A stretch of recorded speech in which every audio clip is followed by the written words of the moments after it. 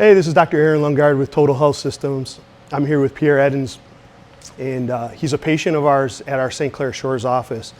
He came to Dr. Kane asking specifically about some advice when it comes to powerlifting. He's looking to start competing in powerlifting and wanted to make sure that his technique was solid and efficient, so we can make sure that he's competing, number one, safely. That's the job of our clinic, to make sure he's doing things safely. But then also that he can gain strength as fast as possible and be as competitive as fast as possible. So we're gonna get started. If I'm about to deadlift, nothing super crazy, but I definitely do some stretching of the legs and lower body and little hamstring stretches, and nothing too crazy. Do you normally do, so normally before you start lifting, are you gonna do like a piece of cardio equipment or anything like that, or not? I honestly used to, but I honestly stay away from cardio, and I'll do cardio at the end. If I do cardio. If I any type of movement before working out, I'll do like some type of calisthenic movements. Like I'll do pull-ups and push-ups, just to get my body warmed up. But good. As far as cardio, no. But okay. I'm not opposed to it. I just haven't. Yeah. So there's a lot of different warm-up strategies that we can think about. Okay. Number one, before lifting, our focus and our thought process is always on dynamic movement. So I don't want you static stretching. I don't want you reaching down, touching your toes, holding for 20 seconds. That's a static stretch, right? Static stretching isn't going to give us any sort of advantage with the lift, and actually could be, there's some studies that say it would be a detriment. Okay. So dynamic movement is what we need. So from that standpoint, things, for our lower body, since that's what we're going to be doing right here with the deadlift, things like leg kicks, right? Forward, back, leg kicks, side to side, working the adductors in our external rotators to try to loosen those up. Goblet squats, body weight goblet squats, and doing these things in kind of a sequence or a rotation, just to get the body loose. There's some strategies that we even say, hey, let's get a ton of reps in at really light weight to do a warm up, and that's a philosophy I follow. Matt Wenning, who does his Wenning warm ups, he does 4 sets of 25 of 3 different exercises, and that's something that I like to do to get my warm up in. And the exercises are going to emphasize the main lift. It's going to one exercise that mimics the main lift. We're going to have one exercise that warms up the accessory muscles, and one exercise that warms up the core. Okay. So if that's the case, that sounds like the perfect warm up, doing those 4. Yeah. Yeah. So why don't we go through that? So even for the deadlift, for example, there's 2 things we can do. The goblets, we'll do the goblet squat, and then we'll do a stiff-legged deadlift with a 25-pound plate. Okay. That's super light, but that's all we need, right? And then a plank, 30-second plank, and we'll rotate through that 4 times, just for a warm-up. Okay? Yep. Good. Start with the goblet squat. Okay. So back here, you do the goblet squat, and then we're going to grab here. You take that. And then you'll go right to a stiff-legged deadlift. So you're going to hold that plate in your hand. You're just going to touch the plate to the ground. Boom. Come back up. And you're going to do. But goblet squat first. Right? Go 25. You don't need the plate. Just go body weight even for now. Okay. And just try to knock out 25. Go nice and you can have it at a pretty fast pace. All right. I like what I'm seeing on the squat technique already. That's good.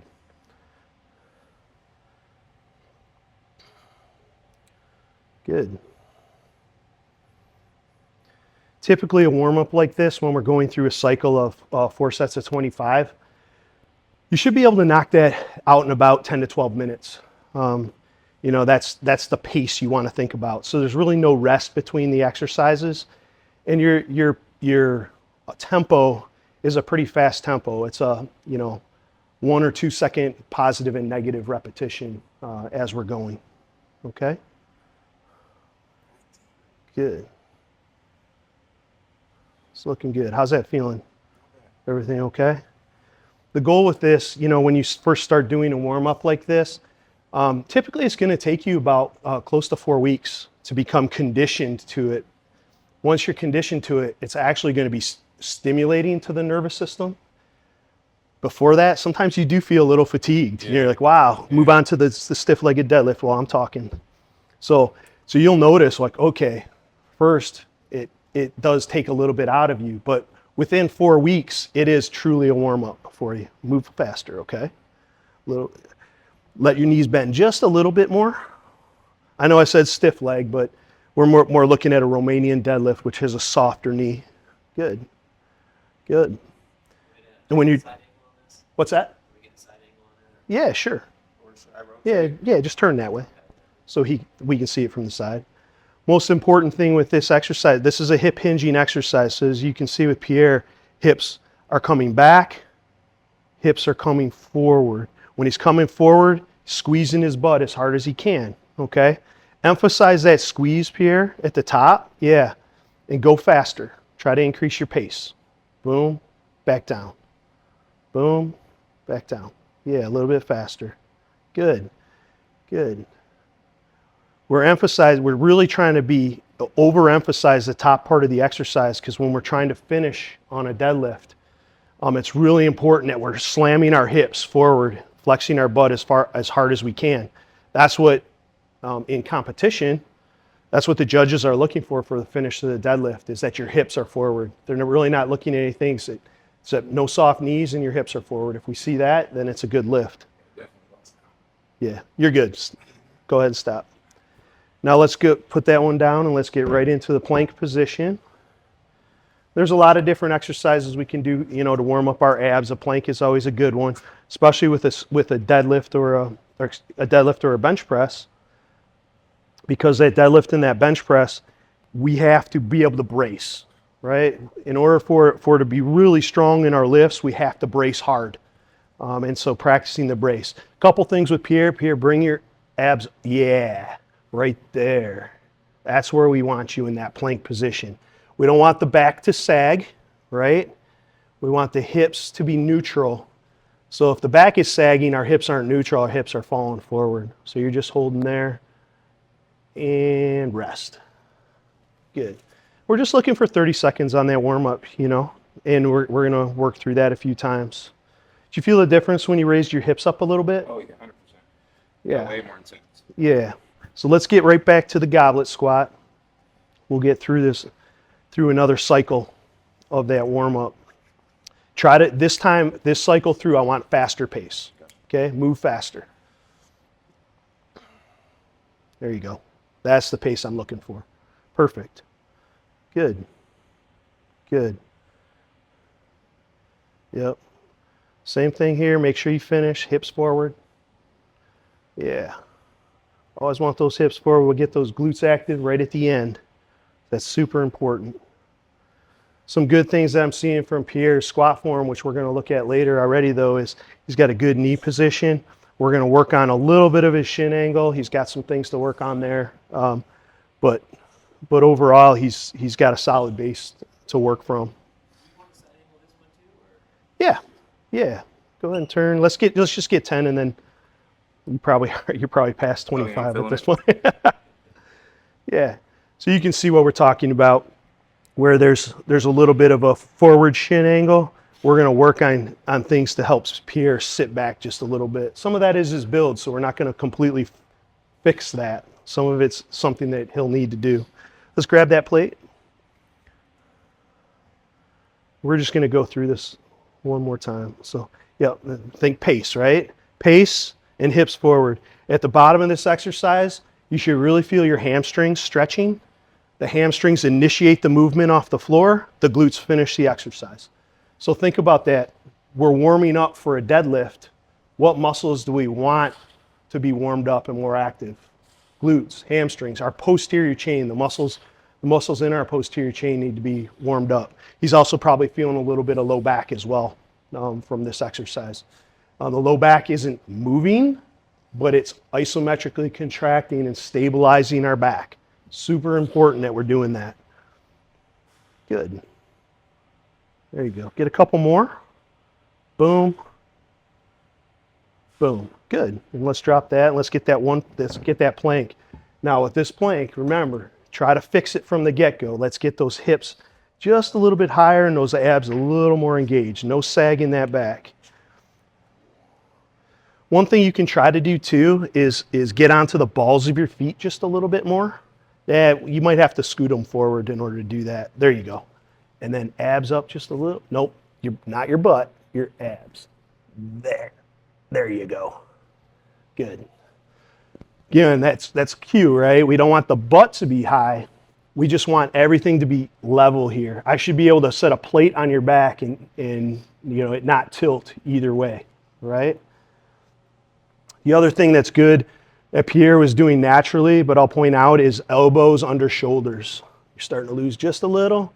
You want those elbows directly under the shoulders to not put any stress on the shoulders while you're doing that planking exercise. There are exercises where you might not do that, but this specifically, we want that. You can rest, Pierre. Cool. So that's an idea of the warm-up.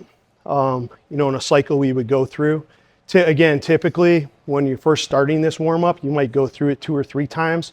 The goal is 4 sets of 25 of each exercise. When it's a timed exercise, we're looking at about 30 seconds. Okay, so I think Pierre's ready to go. You're looking like you're ready to go. Some water and I'm good. Cool. All right. How'd that feel, Pierre? Good, great. Yeah. So again, you'll notice, you're like, okay, I'm a little fatigued. My breath, but breath is getting up there. That's okay. What that was, that's the way I feel. Yeah. But think about it, 300 reps, right? I mean, if we're doing a warm-up, we're getting 300 reps in before we even start lifting. That builds volume, that builds efficiency. You start squatting that many times in a good position, it's just, how many reps does it take for someone to get to become proficient at an exercise or an expert? I want to say it was 30,000. So the more reps we can get in, the better, right? Yeah. So if you get some of it in the warm-ups, awesome. That's, why not? But that does bring up a point. We want to make sure that we're doing our warm-ups properly too, right? Not just getting through it. So, all right. We ready to start looking at a deadlift? Okay. So now, what's your take on barefoot versus shoes? So I'm going to have you take off your shoes. Yeah, it's not whether or not we're barefoot or not, and you can't compete barefoot. Right. You can wear slippers, deadlift slippers, which essentially you're barefoot. Yeah. But the key is a flat-soled shoe. Right. So a Chuck Taylor is the most basic of them, right? It's completely flat-soled. It does elevate you a little bit though, right? So like flat sole and thinner soles, there's some powerlifting shoes that almost look like wrestling shoes and their sole is even thinner. Yeah. The closer you are to the ground, that's an advantage, So an elevated shoe, not a good idea. A Nike like that, it's got a pretty thick sole. So we want to stay away from that when we're deadlifting, and truly probably when we're squatting. Yeah, 100%. I'm not necessarily a fan of using an elevated heel during squatting either. I've always wondered about those. Yeah, I used them early in my powerlifting career because my flexibility wasn't there. And so it was a crutch, right? And then as soon as I started really working on my hip flexibility, boom, I got away from it and my lifts go up, right? So, okay. So with the deadlift, what I want you to do before I start to give any instruction, I just want to watch you do about 5 reps with this, okay? Just go through your normal process.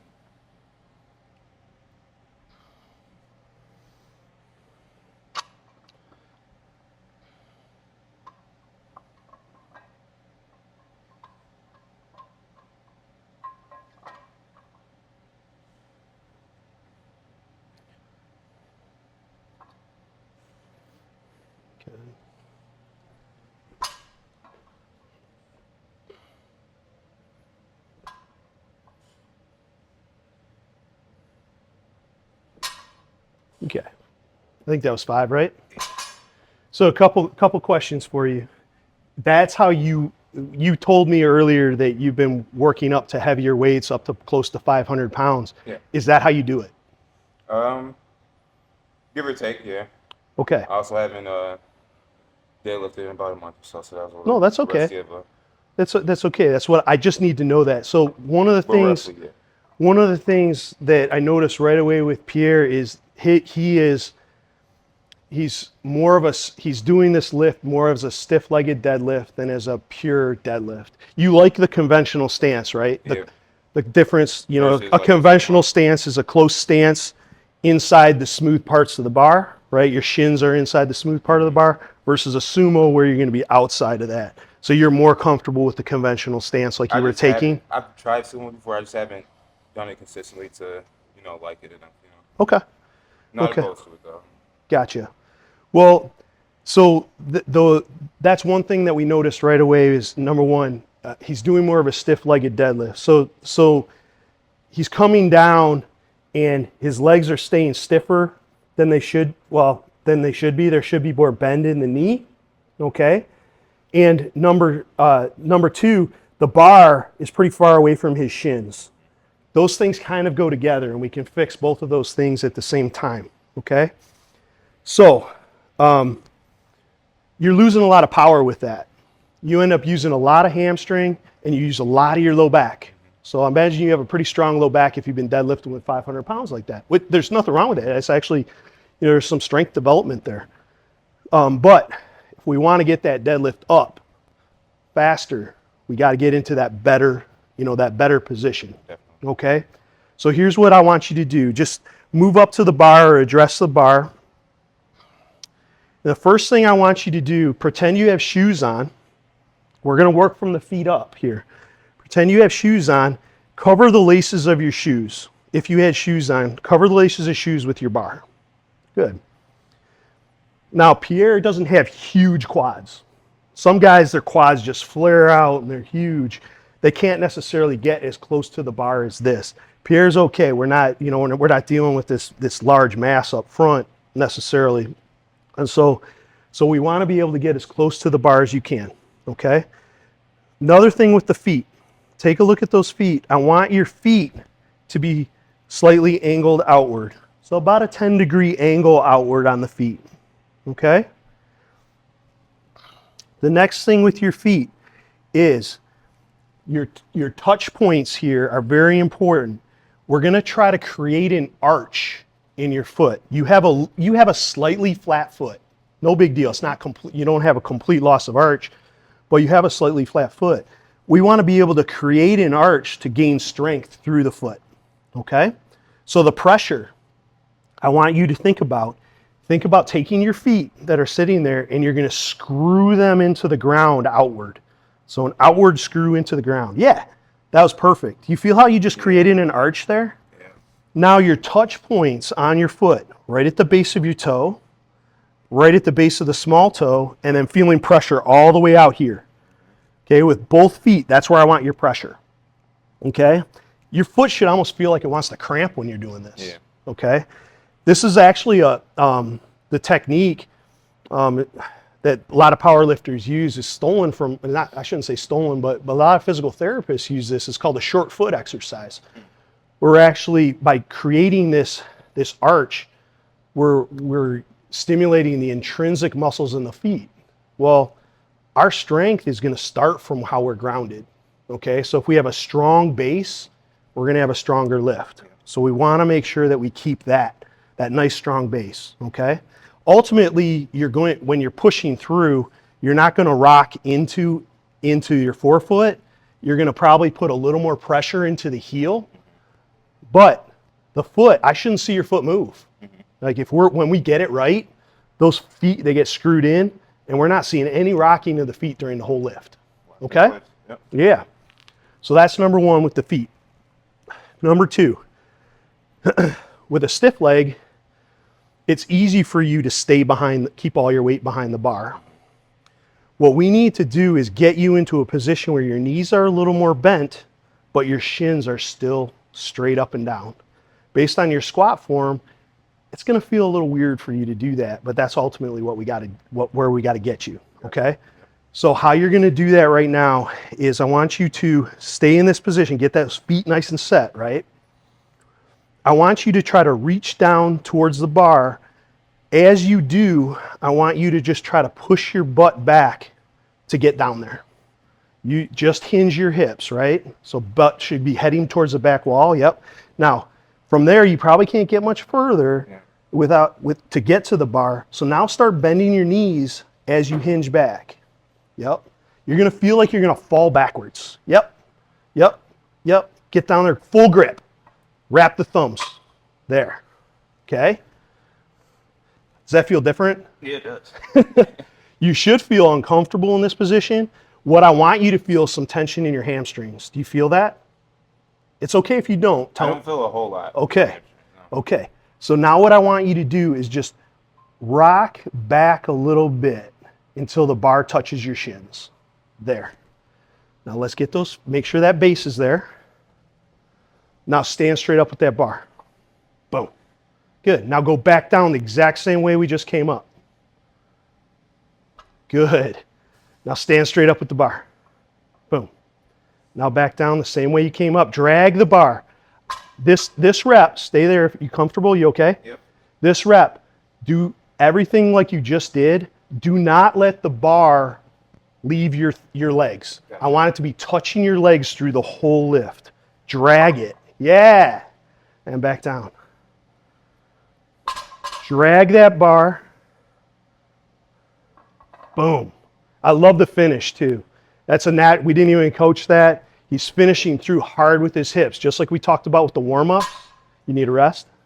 Okay, let's do one more. Boom. Yeah.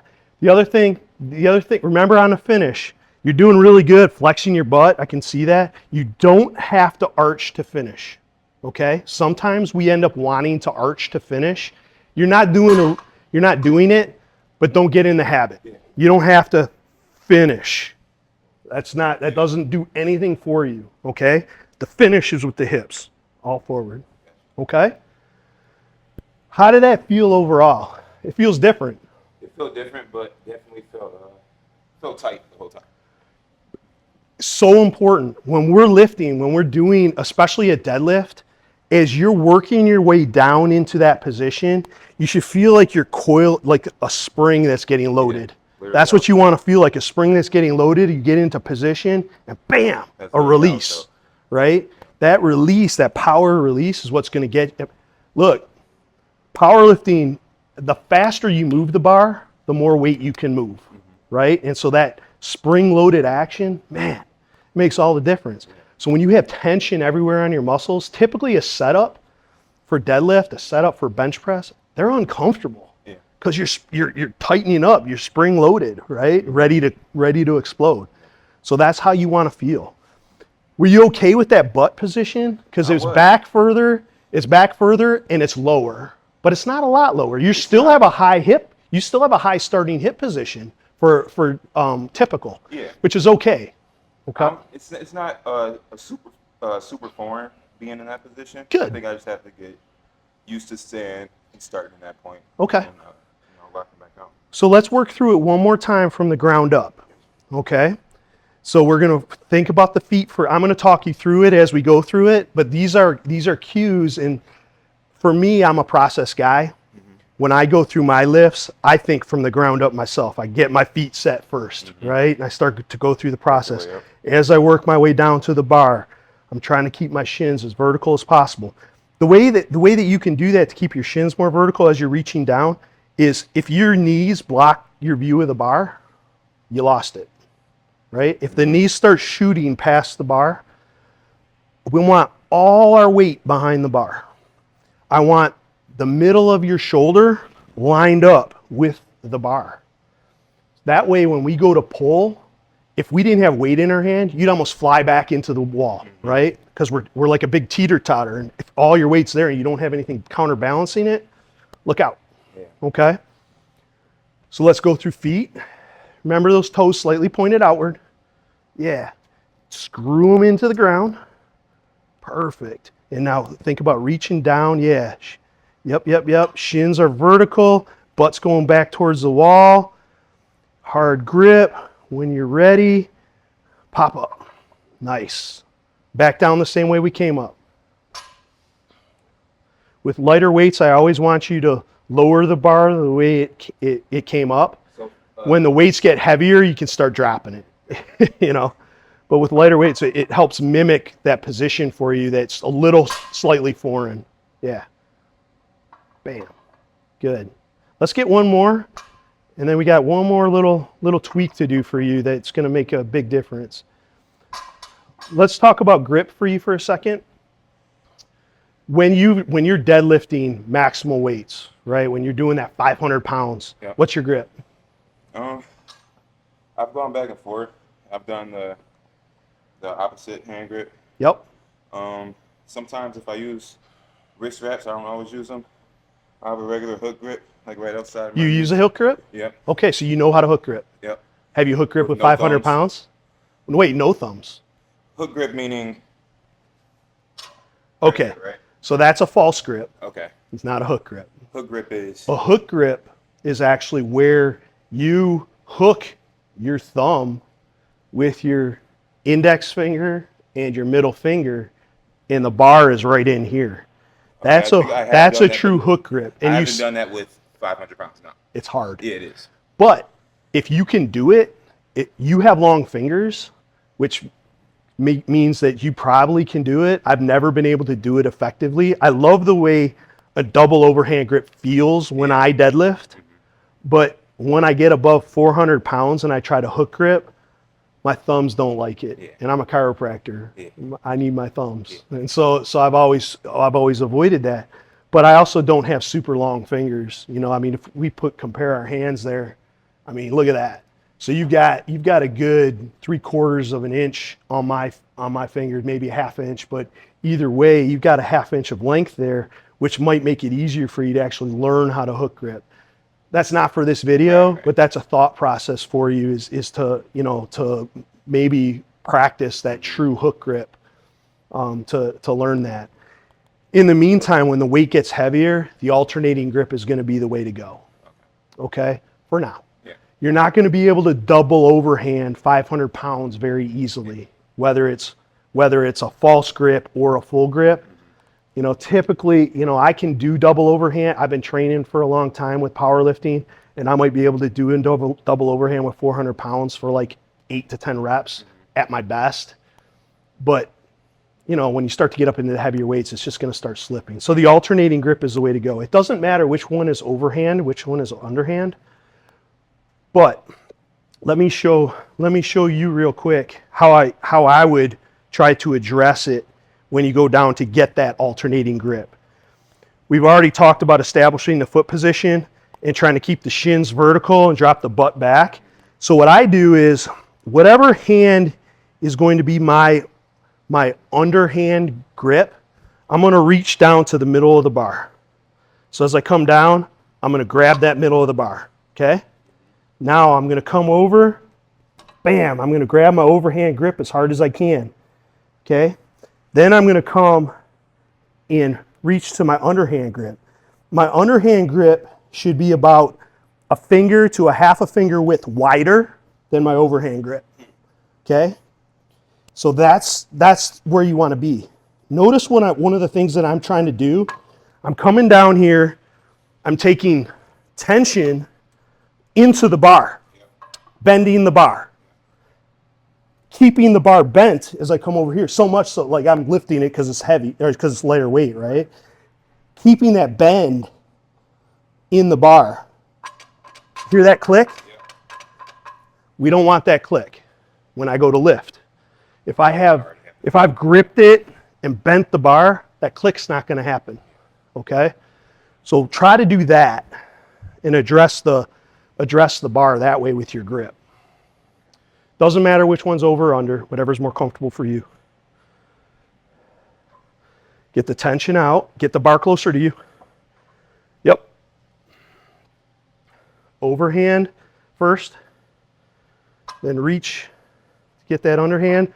It's about a finger width wider. Full grip, give me always a full grip. We'll talk about that in a minute. There. Now that tension's on the bar, right? Yep. Now pull. Did I hear a click? I did not hear a click. Good. Back down. That's perfect, right? When you have that tension loaded, that's, you know, you're not going to hear that click off the floor. Right. I can sometimes not watch somebody deadlift and know whether they had the right tension just by listening for that click, okay? So the last part of that setup, if we go back down and get into that grip, everything's tight. What are you doing in your mind to keep the bar, the tension on the bar? I guess subconsciously I'm kind of pulling up with my shoulders, but I know I'm not really using my shoulders. So you're pulling like this, like a shrug almost? Yeah, almost. Okay. So let's turn, let's face that way. There you go. That's what we want to think about, right? We're not shrugging. What we're trying to do is pull our shoulder blades down and back. And with that grip, we're actually bending the bar, okay? If we bend the bar, if you hold your hands out in front of you, go ahead, and pretend you're gonna bend a bar, what do you feel? Lats. Big time, right? The lats and the shoulder blade position, firing the lats and pulling those shoulder blades in is ultimately what's going to keep that tension, and it's going to keep the slack in the bar, and it's going to keep you from getting pulled forward with that initial deadlift when you have heavy weight. Gotcha. Okay? Can't emphasize how important those lats are off the floor. You don't get those, you get forward with a heavy weight, you're done. Yeah. You're done. Okay.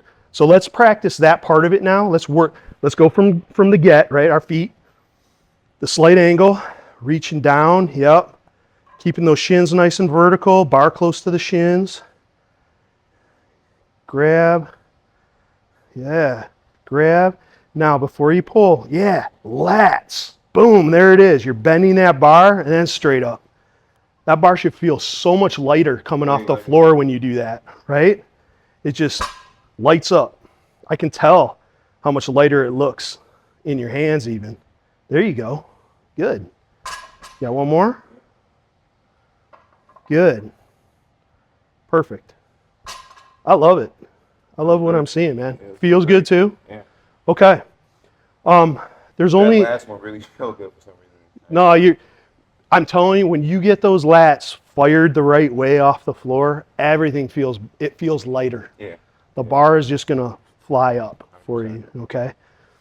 Last thing we need to think about is head. Yeah. Okay, we work down from our feet, we're working all the way up to head position. So is there when you've been deadlifting in the past, is there anything like you've done with your head or you tried to do? I know from my experiences and from what I do know, try to keep my head tucked in, chin into my chest, and pretty much try to keep that position the whole time. I've never had any issues with it. I don't know if it's the right or the wrong position, but from what I know, I just... What you're describing is almost the right position. And number one, keeping your head in the same position through the whole lift, yes. Okay. It's not tucked, okay? So if you're saying tuck in your chin, no. Retract. Okay. So if we're thinking about, if I had like a softball or something, or that's a little too big, but a tennis ball right here, I would retract in and try to hold it. Okay. Not tuck down and try to hold it, but actually retract a little bit, okay? You don't have to overemphasize it, but that's the thought process. Because what that does, as chiropractor, I'm thinking about spinal alignment all the time, right? When we get into those positions and we're trying to keep our back stable and our shoulders back, that's two legs of our tripod. The last one is our neck, right? What position is our neck in? Well, if the neck is way forward, or what you see in a lot of times with powerlifting is guys throwing their heads back, extending, or their necks are extended from the get-go because they think, I've got to look up. Yeah. So they're at the bottom and their necks are extended. It's not a power position. The power position is a neutral neck, and tucking that chin is going to be neutral.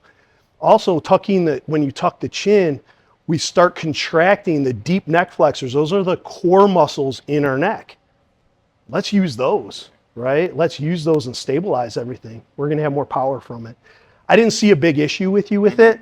That's why, but I want to talk about it, so everybody understands that's something that we got to look at. Let's watch it one more time and just focus on that neck position too. Go through feet up, right? The whole process. Yeah. Good. Full grip always. Stop with the false grip. Good. Yep. Tuck that chin, or not tuck, right? We're retracting. And flex the lats, bam. I like it. That looks really good, man. Now, bar. Bar never leaves your legs. Drags across your shins, drags across your thighs. Pull the bar into you. Yes. Back down.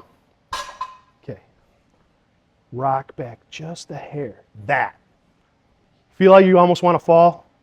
With heavy weight, that's not going to happen. When that bar's 315 and up, 405 and up, it's not going to feel like you're going to fall back, but you want that feel because that's going to give you more strength. Okay? That's going to give you more power off the floor. Always, always, always for you, because you had that initial, you were doing more of a stiff-legged deadlift and you were out away from yourself a little bit. If you're floundering a little bit with what am I doing wrong, it doesn't feel quite right, first thing I want you to think about is make sure the bar is always touching you all the way through the lift, okay? Because that's going to make you tighten your lats on the bottom. That's going to make you fall back or work your way back through that pull, okay? So those are some of the big things that, you need to work on anyways. And so that cue, just keeping the bar in contact with your legs, we'll probably be able to correct a couple of small things, okay? It'll be my reminder. All right. Any specific questions? No, I think as I was having questions, they were getting cleared up as we were going through. Okay, perfect. Well, like I said, it wasn't like we had huge corrections to make here. Pierre's a strong guy. He's got good overall technique, but these things are things that make your lifts jump fast. When you start to make these small corrections, it can make a huge difference in your overall lifting technique. And again, these things are also keeping your body in a safer position. With the lift that you were doing, where the bar was further away from you and your legs were stiffer, you're putting more shearing force on your low back, okay? We're sitting here in that spine, when the weight is all forward, it can cause that spine to shift forward. That's when injuries happen, right? When we have shearing effects on the spine, that's when we get disc injuries from heavy lifting. So we try to avoid that. Yeah, we don't want that. No. No, we try to avoid that at all costs. Okay? Sounds good. All right, let's move on to squats. Just for size. Those SBDs are really nice, but you're paying $300 for it. So that's why it's like, are you wanting to commit that much to it? How tight do I go here? So that's the thing. Like, this probably is going to be maxed out on you. This is my belt. I'm almost maxed out now. So that's probably where you want to be. Now, how do you use a belt? Do we talk about this? Are you filming this? Sorry. So the whole point and the reason why we would use a belt is to brace, to really help accentuate our brace, okay? And so we want to make sure we're bracing into the belt. That's the whole point. Most people, when they think about bracing, they suck in their gut, right? That's not a brace. With powerlifting, the whole idea is this is a cylinder. Think of it as a hydraulic. More pressure in a hydraulic, the more the hydraulic can lift, right? And so we want to build up pressure by using the belt. So we push out into the belt. So go ahead. Yeah, when we brace out, all of a sudden my fingers are being squeezed, right? I can't get my fingers out of there. When we brace, it's not just up front though. We should brace all the way around so you feel it. You can even sometimes feel a brace all the way into the back. Yes. Yeah. A hard brace, big air and a hard brace can make a big difference in those lifts. And so, I'm a fan of the belts. especially for powerlifting and for heavy lifting. You don't see any, I don't think you see any guys in competition not using a belt. You see some guys on Instagram, of course. you know, saying, look at me, I can do a beltless 900-pound deadlift. That's really impressive, but dangerous too. Well, he could do more. You know, he could potentially do more with the belt. That's all. But you know, it's an impressive lift nonetheless. Yeah. But that's the key with a belt is how you brace into it. I don't have a huge. I've always used a buckle, just because I'm used to it. I have other competitors and teammates who have used lever. There's nothing wrong with it. The lever, you got it. You know, you just adjust it. It's easier on, easier off for sure. That's the only upside to it. There's some nice levers. Also, Pioneer makes a belt that has alternating holes, so you can get, like, instead of having an inch between, you could get half-inch increments in between. They have a pretty nice belt that does that too. I've always been a fan of Elite FTS. It's just we have a good our clinics have a good relationship with the company, and one of the reasons that we've really developed a relationship with them is because their motto of live, learn, and pass on. You know, we're big into education at our clinics and teaching people the right things to do and why to do it. And you know, they really have the same philosophy. So I've been a fan and advocate of their company for a while. But there's tons of good equipment out there. Okay, cool. All right, let's go on to squats. If you need it. I don't know if we're going to go heavy enough where you really need the belt. Like, you can crank that off for now. Yeah, I can count on one hand how many times I've actually used the belt. Really? Yeah. So there and then back. Gotcha. And like for guys, like when it's on real tight, you actually sometimes you got to lever it on here. Like you'll actually kind of do this to pull yourself out of it or onto it as well. But that's for some of the big guys. It's a little bit easier when you don't have as much body fat around here. 6'2". Yeah. So how does that bar height for you? I feel like it's a little short, but it's low. Not super enough for me. Have you ever used a monolift before? I haven't. I've always wanted to. Well, you're getting one today. How's that height for you? We can go a little bit higher too if we want to. You want to go higher? Yeah. Right there? Yeah. Perfect. So I just want, let me just go ahead and unrack. You're going to unrack the weight, and you're used to walking it out, right? Yeah. So go ahead and walk it out for now. And just show me your squat. Show me what your normal squat technique is.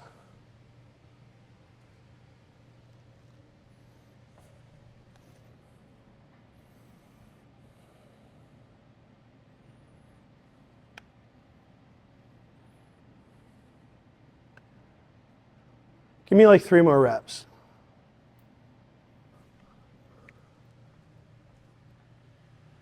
Okay, and let's rack it. Bar position isn't ideally where I want it right now. It isn't? Do you need to loosen up your shoulders? Is that why? Or are you just, a little bit. Or is it just? I think it was also where I was just holding. Well, there's a couple things here. This bar is a squat bar. Okay. So it's specifically designed for powerlifting and squatting. Right. So this one is a 55-pound bar, but you'll notice it's longer and it's also a little thicker. So that takes a little getting used to in bar placement, the thickness of it. But typically, this is in a powerlifting meet. This type of bar is what you will be using. So instead of using like a thinner bar, now it does depend on organization that you decide to compete in, right, as to what kind of bar they use. USAPL will use a standard power bar for all the lifts, but any of the other organizations typically will use an actual squat bar, like a heavier duty squat bar, so it doesn't bend and flex as much with the heavier weight. Okay, so I think when I say position wise, I think I had it higher than I Like it's sitting. I think I like to have it sitting like right under my traps. Good, because you were the initial setup you just did is what we would consider to be a high bar squat. Right. A high bar squat, by definition, is the bar is on your traps. Right. It's resting on top of your traps. A low bar squat, if you want to turn this way, real quick, a low bar squat is actually where it's sitting right on the top of your shoulder blade. Okay, or for some guys even lower than that. Not a lot, but some. So the bar, the preferred, for me with you, the preferred bar spot would be the low bar spot right on the top of the shoulder blade through here. So not up here, but right in here, okay? So try to do that, show me that, and see if you can get under there comfortably.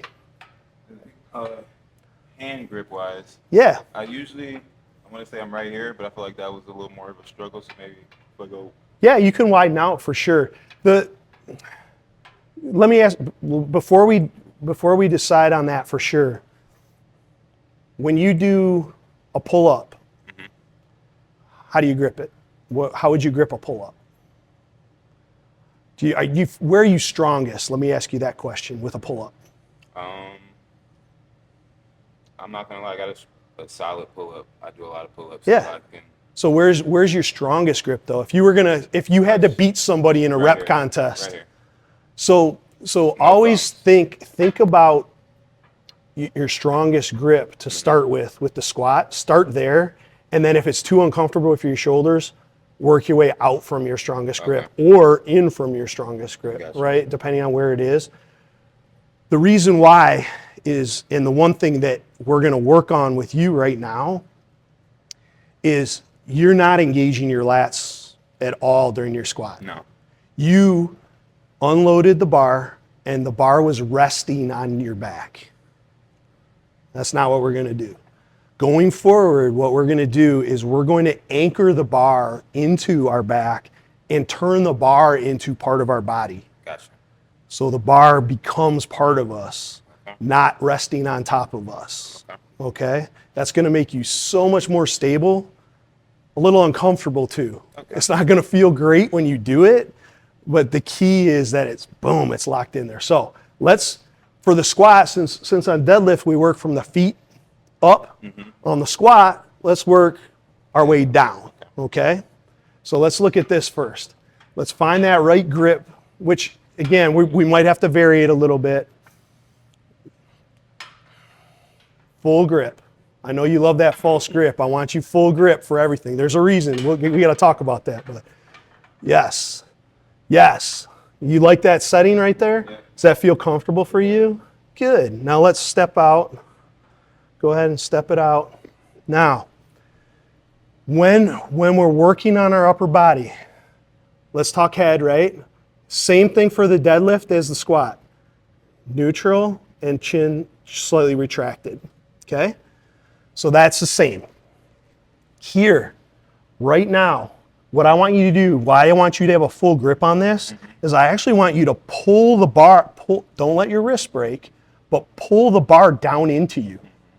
As you do that, flexing your lats, okay? And the elbows, if you can get them, underneath or forward a little there. You're pretty good where they're at, but that's what I want you to think about, is pulling those elbows under a little. As the elbows pull under, we have everything underneath the bar. Sound comfortable? No, it's not. Okay, good. I want those lats though. Like you have to think about actually pulling the bar down into you. And go ahead and rack it. You're comfortable with that width of that grip? Yeah. I'm good with it too. I just want to make sure you are comfortable. I want you to think before you even unrack the bar, you're going to get under there. You're going to get that hard grip. I want you to pull your elbows down, like literally, so you're like doing a pull down with, doing a pull down with that bar before you unrack. And you keep that tension on the unrack.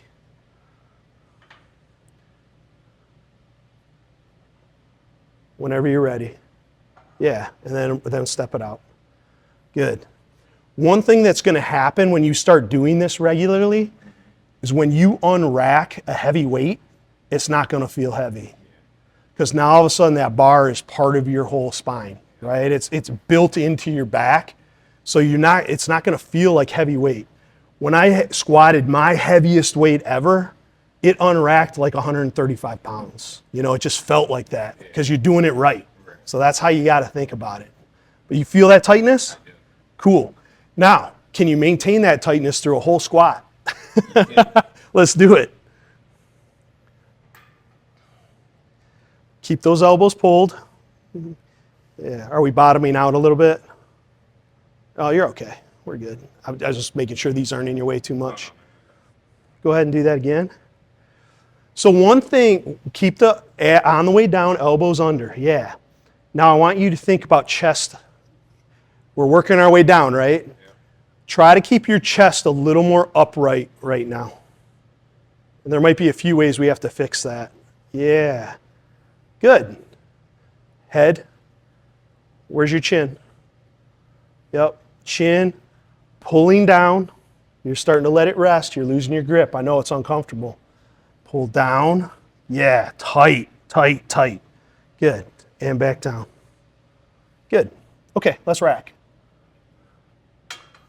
So what are you feeling right now? What feels good? What doesn't feel good with that? With the upper body part of what we're doing. Upper body. Bar feels good where it's placed on my back. What doesn't feel good, I think my shoulders are a little tight right now. I think it's you're starting to break your wrists a little. Yeah, a little bit. Because of the shoulder position, right? Yeah. So you're compensating with that wrist. Yeah. So okay, so a couple ways that you can work with that.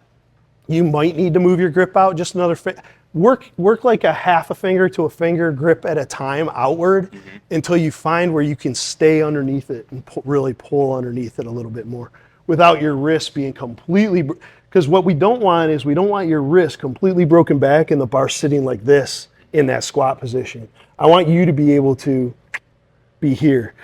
Do you ever wrap when you do heavier squats? Nope. So that's one thing I'm going to want you to do. You know how to wrap properly? That's probably something we go over even on a video. But I mean, I've got basic wrist wraps, but I don't have. Yeah.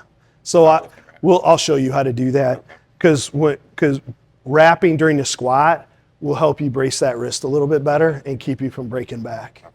And then you'll have to force the shoulder a little bit more. So that'll slowly get you into that better shoulder position with the squat. Okay?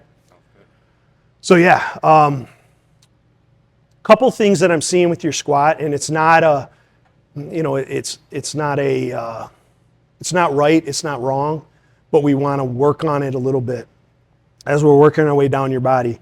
You tend to be a little more forward in your squat. You know that, right? You feel your torso. So we want to fix that a little bit. Part of it is your build. So not everybody's squat is going to be the same. So we don't want to make you completely upright, okay? But we want to be able to do things to try to get that chest up. The reason we want that is if we can get your chest up, you're going to be sitting back more into your squat, and we're going to get your shins a little more vertical. You're having a tendency for your knees to start to drift out over and then a little past your toes at the bottom to finish your depth. And so my knees shouldn't be over my toes. Okay, that's a big point of debate for today. No. Okay. I don't want to see, what I want to see is a more vertical or upright shin, okay, versus an angled shin. Gotcha. Okay? There's variation in there. It's not, doesn't have to be completely upright. Right. I don't squat completely upright, but my squat got bigger when I got my shins more upright. Okay? Why? Why is that? When we get our shins more upright, just like in our deadlift over there, we're engaging more glute and hamstring into the activity. When we're squatting and our knees are forward, an Olympic style squat, the big ass to grass, knees down type of squat, it's a lot of quads. It's a ton of quads. And we want to be able to recruit more of those muscle groups. And in powerlifting, those glutes and hamstrings are ultimately one of the most important things, that we want to work on, okay? And so if we get a more vertical shin and we sit back into that squat a little bit more, we're going to get more engagement there, Okay? Again, it's not right, it's not wrong. You know, for your goals, I would work on changing it a little bit. Yeah. Okay? And improving upon it, not completely eliminating your squat form and the things that you're doing.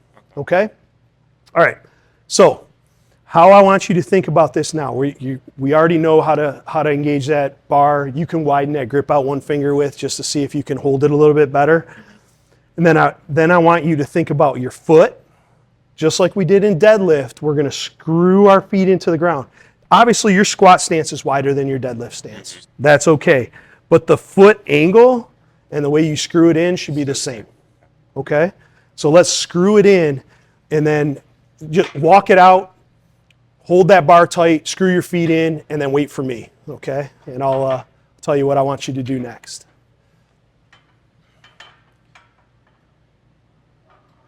Good. You holding that bar tight? Nice.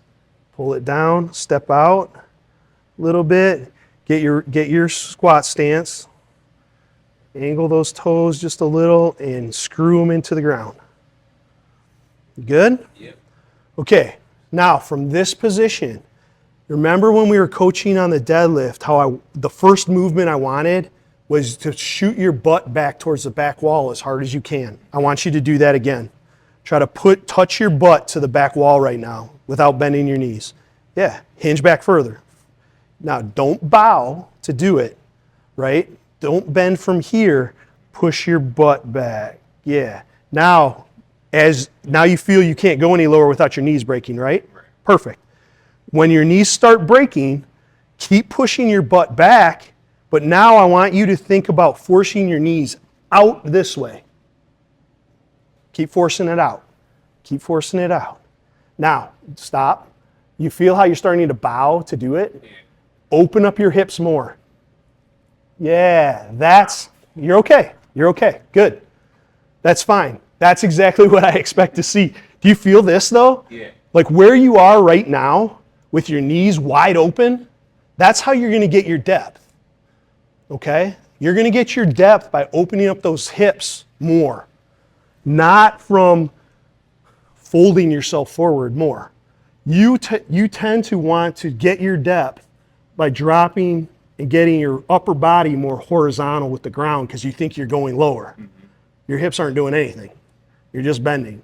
What we want to do, if we open up our knees, our hips will actually drop and we'll be able to drop into the squat and get depth very easily. Okay? So let's try that again. Let's see what's up.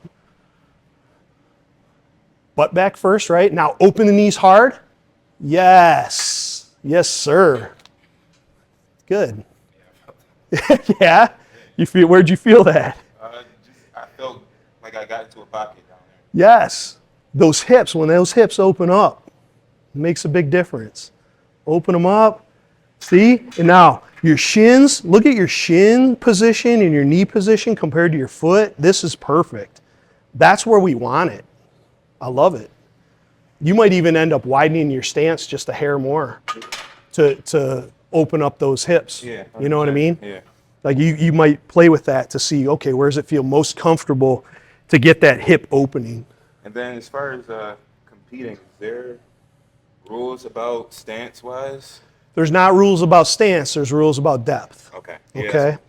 So the powerlifting rules, the only thing with your stance is once you unrack the bar and get the squat command, right, your feet can't move from that position until you finish the lift and you get the rack command. Gotcha.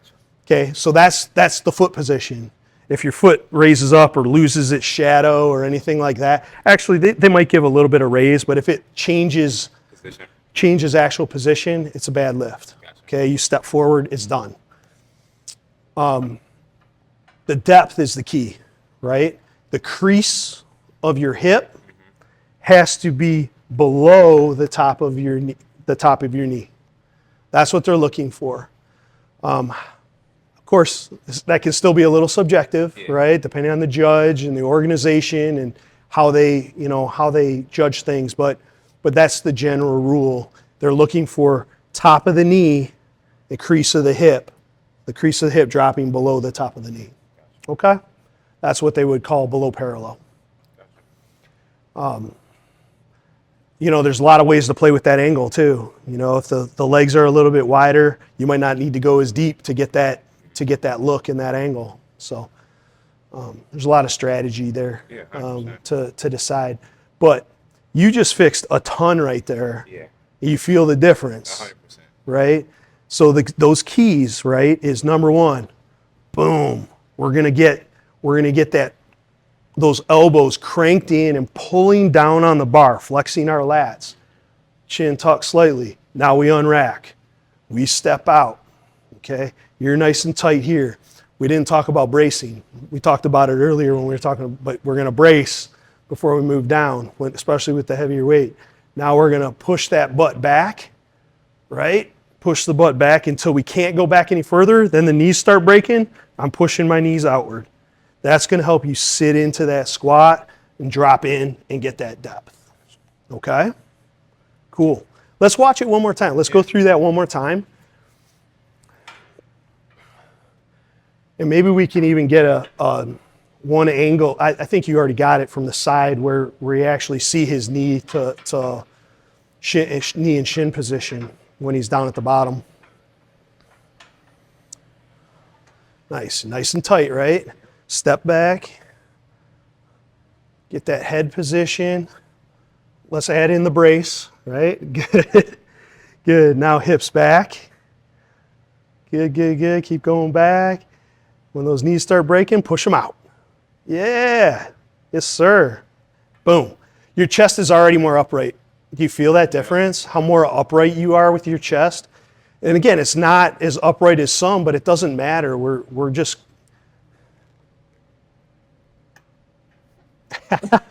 We just caught you. I got you.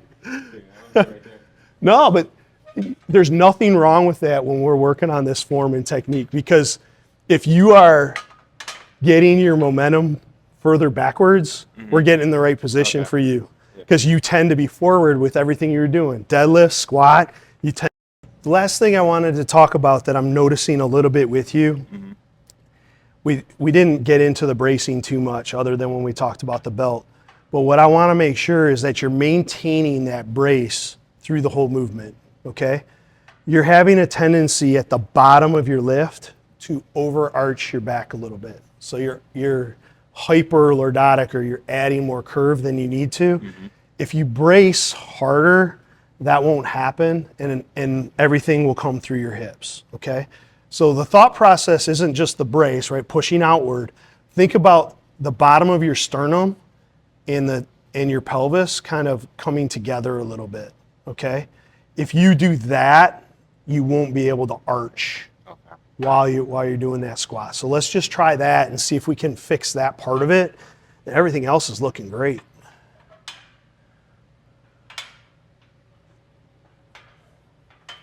Lock in. Yep, out. Take those steps out, get your feet set. Before you go down, we're gonna brace, right? So hard brace, maintain that brace, butt back towards the back wall, shoot it back, shoot it back, shoot it back. When those knees start breaking, we open them up, open, there, good. Are we braced hard? Good, come back up with it. Let's do one more. Maintain this position the whole time, right? Think about it. You can get into that position with your hips. You don't have to arch your back to get it. Good. Yeah, open, and up. Yes, good. You're maintaining that. That's gonna be practice, okay? Open and up. Good. Go ahead and rack. That's gonna take practice. And that's okay. Like it's already looking really good, but repetition. Yeah. You know, anything we go over today, now it's like, let's ingrain that. As we talked about earlier, it takes 30,000 reps to become an expert in a movement and for our bodies to really, to know it inside and out. And that means 30,000 good reps. right? So sometimes we gotta recorrect and start from ground zero and get those reps in. So, but I think watching what you have, you got a lot of potential for powerlifting and for the sport for sure. The things to do now are tweak the form, train the form, and then the last part of it for you that it sounds like you're missing in some of our conversations was solid programming. Yeah. You need to have some consistent programming that's focused more on powerlifting and less on body parts. Right. A lot of the type of training there's a lot of different options for you with powerlifting. There's 5-3-1 program with Jim Wendler. Like I said, Matt Wenning does a ton of good stuff. The most common type of training programming is conjugate training. I think I've heard of that. So that's West Side Barbell, right? Yeah. They're the big guy, right? There you go, Louis Simmons. And so, but a lot of people are doing conjugate training and do that. But the concept of conjugate training is, number one, you're training movements, and variations of those movements. You're training for maximal effort, and you're also training for speed, right? And so typically, a conjugate program is a 4-day split where there's max effort lower body, max effort upper body, dynamic effort lower body, dynamic effort upper body. That's a typical split. And you're working on speed on one of the days, and you're working on heavier weights, maximal effort on the other days. But you're never, the one thing you told me, you said, I try to max out. You max out, when you're maxing out, you're doing that minimally, because that's the most stress on the body, and that's also where the most potential for injury is. And so why do that once a week? We train to be able to do that. A competition, in powerlifting, you might compete 2, maybe 3 times a year tops, and it's typically a 12 to 16 week training cycle. And you might in that time frame go a max effort single lift once or twice in that 12 to 16 weeks, because saving it for the competition is what's key, right? Training, you're trying to peak for the competition, so there's strategy to that, and that comes from programming. So that'll be another step for you is to try to get the right programming in place for yourself. But technique is looking good, man. Any other questions or anything, Pierre? No major questions right now. I'm definitely looking forward to implementing these new techniques in routine. Good deal, man. Well, I had a pleasure. It was a pleasure working with you today. And look forward to seeing how you progress in the future. So. Definitely. Yeah. I'd kind of be happy to hear too. So he's been reporting kind of spasms throughout his body, like in his foot and his abdomen, just kind of random parts. He said he's not taking any supplements currently. We talked about possibly magnesium from a supplementation standpoint, or just what he's that symptom there. Well, number one, magnesium glycinate specifically is the right way to go to start with, and supplementing that on a regular basis. I would start taking that at night before bed. Okay. Magnesium has a calming effect too, and so it's perfect before bed. Okay, perfect. To take that. It's not going to make you drowsy, so if you took it in the morning, it's not like it's going to ruin your day, but there is a nice sedative effect. The other thing to consider, depending on your the intensity of your training and everything else, look at your hydration levels, because that cramping, that's number one. Are we drinking enough? Are we getting enough throughout the day? Well, that's the crazy thing. That's a small bottle for me. I'm usually carrying around a gallon. I'm getting about 1.5 gallons, almost 2 gallons. And I don't usually cramp, but recently I was doing some hanging leg raises, and I got some crazy abdomen cramps. Yeah. To the point where it scared me. Were you sweating? I was. So probably loss of electrolytes. One of the things that we carry here is Element. Have you heard of it? LMNT. I've heard of it. Yeah, it's an electrolyte sleeve. We like it because it's a high level of electrolytes, and no artificial sweeteners. So it uses stevia as the sweetener. It's a very salty drink.